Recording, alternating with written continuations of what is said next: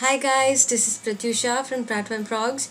I'm here with a tutorial for how to use pattern paper for decoupage quilt pendants. We will be featuring BobnBetty pattern papers which are made in India. BobnBetty offer a colorful collection of beautiful pattern papers designed in the most delectable colors ever. These pattern papers will open up doors to creativity whether you want to make cards, tags, scrapbook layouts, mixed media layouts, or to explore the whimsical world of decoupage. Today we'll be using these pattern papers to create quilt decoupage pendants. So here are my trials with their pattern papers.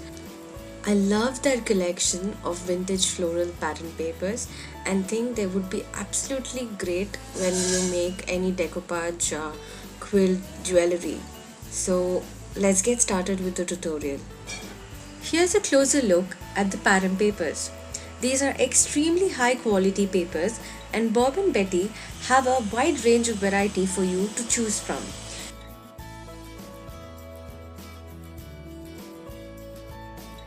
We will be using this sheet of pattern paper for our tutorial. The sheet or pattern paper is quite thick, so for jewelry we cannot use these directly because they won't be pliable. So I will be sharing a method that we will be using to make the paper pliable. The first part is to prepare the pendant base. As we're making a pendant, you can either use 10 strips or 12 strips of quilling paper to make the tight roll. Roll the strips into a tight roll and use the mini mold to give the tight coil a slight dome shaped.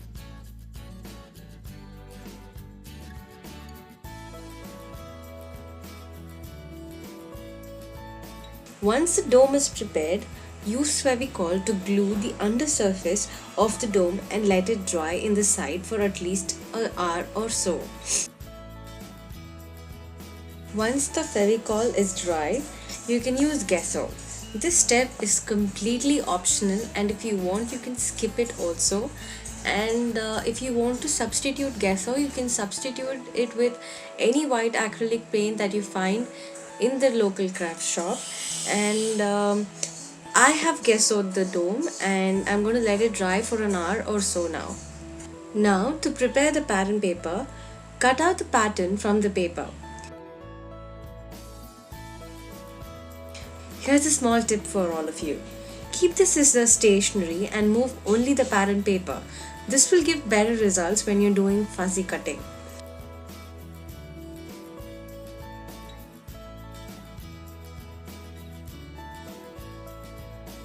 Once the pattern is cut out, use a water mister to spray some water onto the pattern paper cutout from a distance. Dab this excess water off with a baby wipe and leave aside for 2 minutes.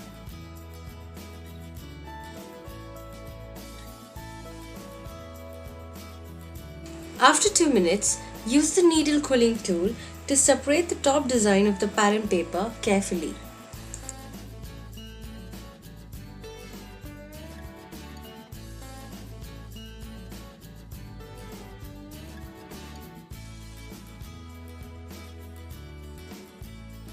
Follow the same steps to create a few more of the pattern flowers and keep them for the further use. Now that the gessoed pendant base is dry, it's time to get your fingers dirty. Yes, you heard me right.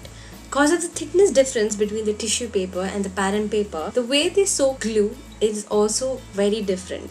So we will be applying the decoupage gloss glue here with our fingers instead of a normal paintbrush.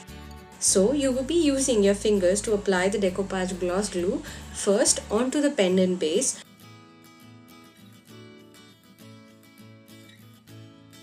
Then place the cutout pattern paper onto the glued surface and apply generous layer of decoupage gloss glue over the flower pattern by applying little pressure over the pattern.